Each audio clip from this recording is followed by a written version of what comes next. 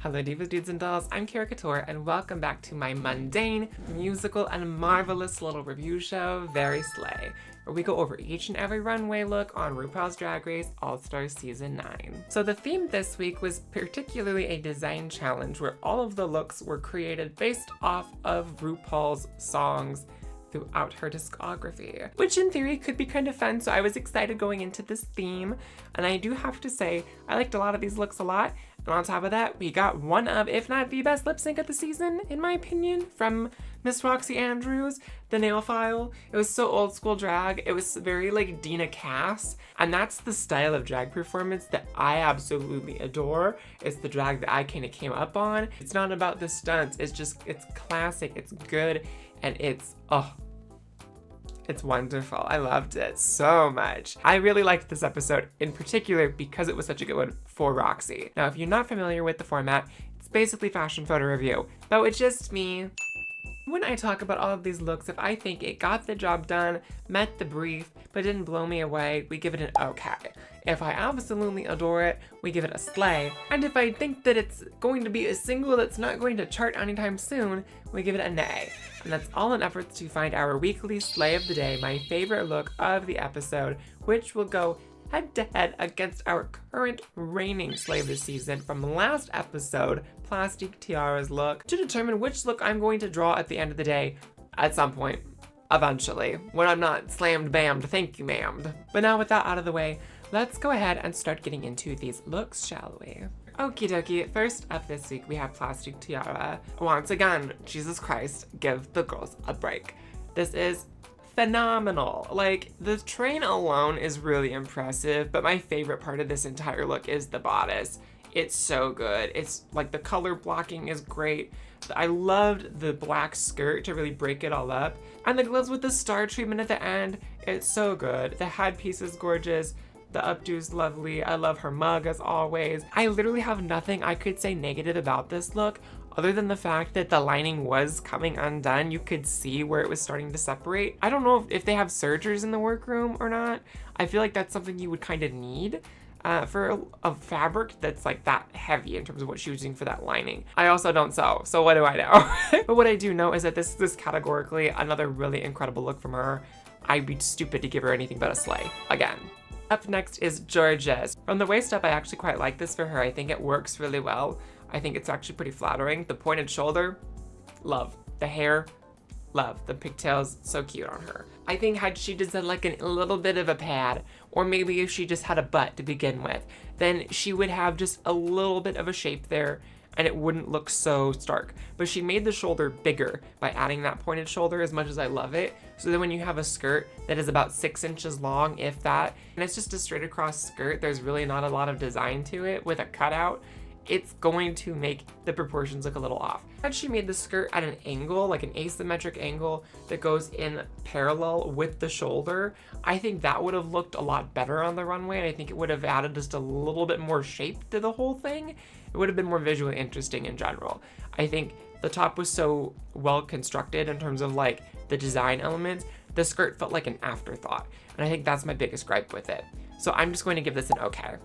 Next up, another look that I think that could have benefited from just a slightly longer skirt, maybe another inch or two, is Gottmik. Now, I do have to say, this look from a technical standpoint, execution-wise, phenomenal. Braiding fabric is really difficult to do, especially in a short amount of time like this, so I understand why it is just a very simple, short little cocktail dress, and we are excited more about the execution of the fabric treatment with the braiding than we are the garment itself, because the garment itself, just in terms of silhouette, is not exciting. There's nothing really incredible to it. But the lock and key aspect that she added with the little padlocks on the belt element and the giant lock purse, I think is really, really cute. I like the earrings a lot. The hair too is really good. I enjoy all of that element as well. The mug's right. It's Gottmik. The mug's always gonna be right. I'm kind of torn on this because from an execution standpoint, in terms of the technical skill, I think this is incredible. But from just a design element standpoint, I'm not blown away. Just from like the first impression when it came around the runway, I wasn't over the moon about it. Because we've seen Gottmik do really cool stuff in these design challenges, and this was not that. So I'm just gonna give her an okay. But it's almost there. It's like, if I was going just on the technical execution alone, it would be a Sleigh. But unfortunately, it's really simple for me. Next up we have Chanel. Oh, my OG diva is not getting any badges anytime soon. I have a feeling she'll get like one right at the end, and it's gonna be like a pity badge because I love her, but this is not it. This is not it. And I think my biggest issue with this is that had she just put the accoutrement on opposite sides, had she just swapped it, it would have worked so much better for me. You know, when you got this giant Christmas loofah on your shoulder, and then another Christmas loofah on your hip, and then the loofah is the same kind of thing that's going on in your hair, and it's just all at the top over a really simple cocktail dress, it's not impressive. I love the hair, I love the mug, but it would have been okay for me had that been swapped. It would have been fine, passable job. But I have to give this an A. I really don't like it. And whatever that gold applique thing was on the chest, ugly. Next up, we have my queen, my diva, Miss Roxy Andrews in this Lady Cowboy moment with all of this leather. And I think this is another one of the more impressive ones because there's so many things to it. She has the bodysuit, she has the jacket, she's got the fringe, she's got the chaps, she's got the rhinestone, bandana treatment. There's a lot of little elements and a lot of working pieces throughout this entire ensemble that she had to manage, and I think she did it really, really well. And I really love the movement in this. The rhinestone trim on the chaps is so good. It's so good, and it moves really beautifully, and leather's not easy to work with, so the fact that she managed to make a jacket and chaps that look as clean as they do out of this leather, I think is a real testament to her skills as a seamstress and as a designer. I think the whole look is absolutely stunning. My favorite thing about this though is the hair. I fucking love this hair. It's gorgeous on her. It is the perfect color for her skin, and it's the perfect length for the proportion of like her face shape. And even that olive number she had for the lip sync I thought was also really, really gorgeous on her, even though it's a color I personally think is kind of gross. On her, it's gorgeous. She's got the skin tone for it, and the movement in that whole piece, oh, absolutely gorgeous. Like, that's a look I would want to like go spin around in a room in, you know, like just glide through a foyer in someone's fancy home. So obviously I'm gonna give this a Sleigh.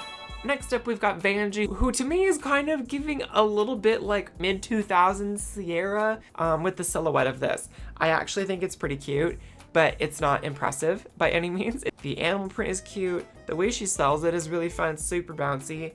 I actually think the belts and buckles to go with the silver boots is a smart touch. The jacket's lined. I like that the jacket's lined. I think when you look at her previous design challenges, she has come a very long way. I think she looks great. I'm gonna give it an okay though, just because it's not incredibly impressive. Next, we have the real surprise of the week for me, which is Nina West. This is far and away of any design challenge thing she has ever made, and I honestly think out of almost everything that she's ever worn on Drag Race, this is the most flattering thing I think we've ever seen her in. The silhouette for the neckline is stunning on her. Like, the one problem I have with it is that the straps are like two different widths because of the little detail she's got up on the shoulder. It's kind of pinching it in. But like the scale of the hair is right. I love a circle hat. I think they're really cunty. So I was very here for that part of it. I think it could have been just a little bit smaller, but I actually really enjoyed the whole thing. The fabric, having this like sheer over the nude, really, it's quite vampy and it's really different for her, and I really like this direction. I think the corset was a little odd. I think she could have honestly gotten away with just doing the corset under the dress and just had this like really va-va-voom shapely gown, and I think that might have done a little bit better, but I'm also not mad at it. I think it kind of has this Black Widow direction because of the shape of the paneling on that corset. So I'm really impressed with this, and I can't believe I'm saying this, but I'm gonna give her a Sleigh. And then finally we have Inera, and I have been very vocal on the channel about how I hate the sculpted hair trend so much. It works here, but I just don't like it. It very much gives me It's Something About Mary, but on steroids. I like the design on the back of it. I like the little bun situation. I like that shape. I think had it been that with like a little bang or a little swoop or something, and not the wibbly wobbly shit, I would have liked it more, just personally. But when we're talking about the garment itself that she made, I think this color is absolutely gorgeous on her. I like the fabric a lot that she picked for it. I think also the cowl neck silhouette on this leotard, like Michelle says, is a really smart choice. It takes it beyond just being a plain leotard with chaps. I actually think it's really flattering. It has this kind of like elegant quality to it, but I think that the hair that she had for the lip sync with this looked better, where she had just the straight slick black. Maybe it's just me, but I thought that it looked better that way. So I believe I'm just going to give her an okay this week. And that is going to be a wrap for this week's runways. And now it's time to pick my sleigh of the day.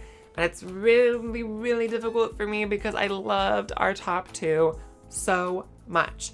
But I think I have to once again give it to Plastic Tiara, because even though I loved all the details in Roxy's look, I think the general scale and the visual impressiveness of Plastic's look just a little bit above the technical skill that we saw on display with Roxy's. So we have a Plastic versus Plastic situation on our hands this week, and it's really going to come down to, again, what do I think I can make a more interesting piece out of? I think both of these looks are incredible, gorgeous, and stunning, and just incredibly impressive on their own. But I think I'm gonna keep last week's look as my current sleigh of this season, because I can't get over how stunning that look was. As much as I absolutely adored this Star Baby moment and how impressed I was that she did this in like a day. But that is going to be it for me for this week, y'all. Be sure to like, comment, subscribe, all of those lovely little things. And don't forget, I did post in the community tab that next week's episode is going to be a little wonky with how that's going to be coming out, because I will be away. I will be at my boyfriend's for the weekend even earlier next week, because he's got extended time off for the holiday here in the States since it's Independence Day. Yippee. So I'm going to be spending that extra time with him. So I will not be home when the episode comes out. So either I'll bring my little ring light and I'll put on a little muggy and I will record the look. So either I'll put on a little mug or something and bring my ring light and record off my phone or my iPad like I did for PAX East. Anyways, until then, be sure to go out there, y'all. Stay kind, stay queer, and make sure that your day is very slay.